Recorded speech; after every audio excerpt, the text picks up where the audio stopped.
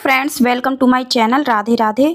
आप सभी को निर्जला एकादशी व्रत की बहुत बहुत शुभकामनाएं। फ्रेंड्स, निर्जला एकादशी का व्रत ज्येष्ठ माह के शुक्ल पक्ष की एकादशी तिथि को किया जाता है। वर्ष में कुल 12 एकादशी होती हैं, जिसमें निर्जला एकादशी सबसे बड़ी एकादशी होती है, जिसको भीमसेनी एकादशी के नाम से भी जाना जाता है। इस दिन निर्जल व्रत रखा जाता है। इसके साथ ही फ्रेंड्स, जो लोग पूरे वर्ष एकादशी का व्रत नहीं रखते हैं, वह मात्र निर्जला एकादशी का व्रत करके भी पूरे वर्ष एकादशी व्रत करने के बराबर पुण्य फल प्राप्त कर सकते हैं। वैसे तो निर्जला एकादशी का व्रत निर्जल रखा जाता है, लेकिन अगर आपको हेल्थ रिलेटेड इश्यू है या फिर आप भूखे नहीं रह सकते हैं, निर्जल नहीं रह सकते हैं, तो आप नॉर्मल फलाहार के साथ भी निर्जला एकादशी का व्रत कर सकते हैं।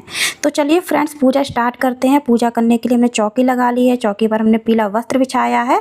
उस पर हमने तिल का आसन दे करके भगवान विष्णु की प्रतिमा को चौकी पर विराजित किया है। इसी तरह से हमने तिल का आसन दे करके भगवान गणपति को भी चौकी पर विराजित किया है।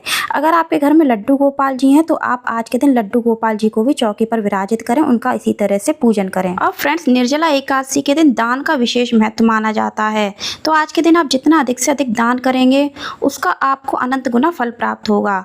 आज के दिन जल से भरे हुए घड़े का दान किया जाता है, मीठे जल का दान किया जाता है। इसके साथ ही पंखा का दान किया जाता है। गर्मी से जो भी जुड़ी हुई चीज़ें होती हैं, आप सत्तू दान कर सकते हैं, चप्पलें दान कर सकते हैं, छाता दान कर सकते हैं, अन्न दान कर सकते हैं। तो हम जो भी चीज़ें दान करेंगे, उनको हम सबसे पहले भगवान के सामने रखेंगे, उसके बाद ही दान करेंगे। फ्रेंड्स, जल का घड़ा आप बड़ा भी ले सकते हैं, जो किसी के काम आएगा। अब मिट्टी का ही घड़ा क्यों दान करना है? क्योंकि मिट्टी के घड़े में जल ठंडा रहता है, इसलिए मिट्टी का घड़ा आज के दिन दान किया जाता है। और फ्रेंड्स, जो भी चीज़ें हम दान करेंगे, उस पर हम तुलसी दल अवश्य रखेंगे। इसी तरह से मैंने एक फल भी रखा हुआ है। फल में आप आम या फिर आप तरबूज, खीरा, ककड़ी या फिर आप खरबूज भी दान कर सकते हैं, जो कि मौसमी फल होते हैं। गर्मी से जुड़े हुए फल आप दान कर सकते हैं। खजूर का पंखा मैंने दान किया है।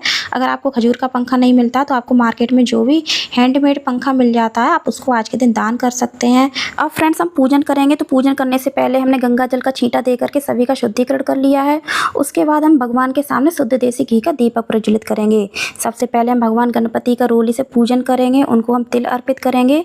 इसके साथ ही हम उनको जनेऊ अर्पित करेंगे। फ्रेंड्स, जनेऊ में हम थोड़ी सी हल्दी लगा करके उनको अर्पित करेंगे। सफ़ेद जनेऊ नहीं अर्पित करेंगे, उनको पुष्प अर्पित करेंगे। वस्त्र के रूप में हम उनको मौली अर्पित करेंगे। अगर आपके पास में दूब घास है, तो आप उनको दूब घास भी अर्पित कर सकते हैं। इसके बाद हम भगवान विष्णु का पूजन करेंगे। तो भगवान विष्णु का पूजन हम हल्दी से करेंगे, और प्रतिमा में उनके साथ जो भी लोग हैं, उनको भी हम हल्दी का तिलक लगाएंगे। इसके साथ ही जो भी माताएं और बहनें बनी हुई हैं प्रतिमा में, उनको हम रोली का तिलक लगाएंगे। एकादशी कहानी की पुस्तक का भी पूजन हम हल्दी और रोली से करेंगे। सभी को हम तिल अर्पित करेंगे। फ्रेंड्स, आज की पूजा में आप ध्यान रखें, तिल अर्पित करें, आप अक्षत का प्रयोग बिल्कुल भी ना करें। अब हम भगवान विष्णु को जनेऊ अर्पित करेंगे, पुष्प अर्पित करेंगे। अब हमने जो जल का घड़ा दान किया है, उसको भी हम हल्दी का टीका लगाएंगे, तिल अर्पित करेंगे और पुष्प अर्पित करेंगे। फ्रेंड्स, एकादशी का व्रत 8 वर्ष से लेकर 80 वर्ष तक की आयु के सभी लोग कर सकते हैं। इसके साथ ही जो लोग एकादशी का व्रत करते हैं, उनको सीधा मोक्ष प्राप्त होता है और उनके जीवन के सभी पापों का नाश होता है। अब फ्रेंड, निर्जला एकादशी का व्रत कैसे करेंगे? तो निर्जला एकादशी से एक दिन पहले, यानी कि शाम को, आपको शुद्ध और सात्विक भोजन ग्रहण करना है, और अगले दिन नहा धो करके शुद्ध और स्वच्छ वस्त्र धारण करके आपको निर्जला एकादशी व्रत करने का संकल्प लेना है और फिर पूजन करना है।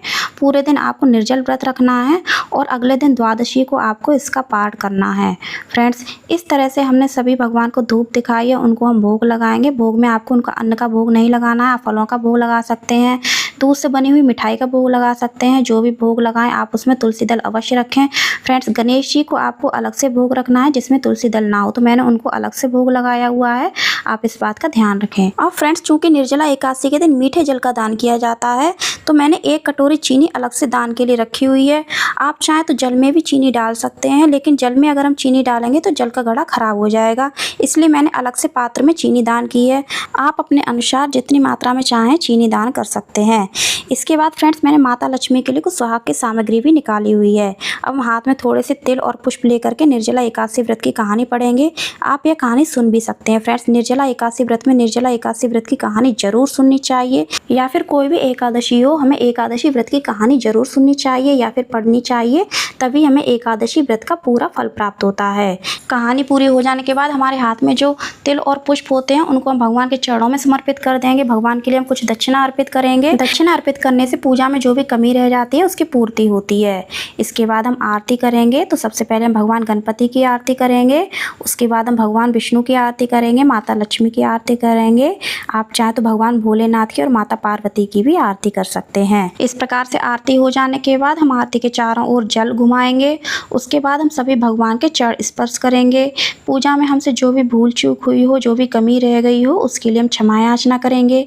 अपने परिवार की सुख समृद्धि की कामना करेंगे। फ्रेंड्स, पूजा संपन्न हो जाने के बाद जिन फलों का हमने भोग लगाया है भगवान को, उनको हम प्रसाद रूप में अपने घर में वितरित कर देंगे। मिठाई का भोग लगाया है उसको भी हम प्रसाद रूप में अपने घर में वितरित कर देंगे। सुहाग का सामान जो है उसमें से जब हम चौकी हटाएंगे तब हम थोड़ा सा अपने लिए रख लेंगे। बाकी का हम अपने से बड़ी किसी भी सुहागिन महिला को, सास को, जेठानी को या फिर ननद को दान कर देंगे। अब फ्रेंड्स, पूजा में हमने जो भी दक्षिणा अर्पित की है उसको हम दान के सामान के साथ में किसी भी ब्राह्मण को या फिर किसी भी गरीब को दान कर देंगे। फ्रेंड्स, दान हमें ऐसे पुरुष को देना चाहिए जिसको उसकी जरूरत हो। इसके अलावा फ्रेंड्स, आप निर्जला एकादशी के दिन विष्णु सहस्त्रनाम और नारायण कवच का पाठ भी कर सकते हैं। फ्रेंड्स, जो लोग एकादशी या फिर निर्जला एकादशी का व्रत करते हैं उनको भगवान विष्णु के द्वादशाक्षर मंत्र ओम नमो भगवते वासुदेवाय, इस मंत्र का जाप पूरे दिन करते रहना चाहिए।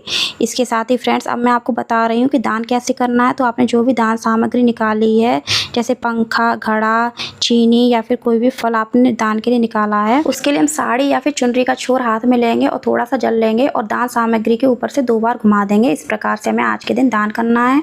चरण स्पर्श कर लेंगे और हाथ जोड़ लेंगे। इस प्रकार से फ्रेंड्स दान किया जाता है या फिर मनसा जाता है। तो फ्रेंड्स, उम्मीद करती हूँ आपको हमारी ये वीडियो पसंद आई होगी। कैसी लगी कमेंट करके ज़रूर बताना। अच्छी लगी हो तो लाइक करना, ज़्यादा से ज़्यादा शेयर करना, चैनल को सब्सक्राइब करना, बेल आइकन को प्रेस करना और कमेंट में ओम नमो भगवते वासुदेवाय या फिर राधे राधे अवश्य लिखना। धन्यवाद। राधे राधे।